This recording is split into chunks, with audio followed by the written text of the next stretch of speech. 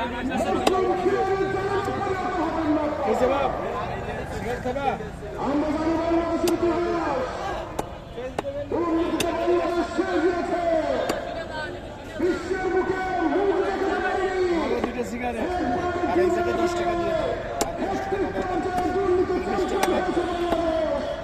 বাংলাদেশকে আমরা দুর্নীতি মুক্ত করতে চাই।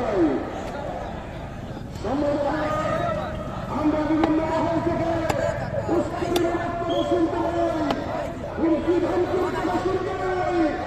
স্পষ্ট করে জামায়াত ইসলামের পক্ষ থেকে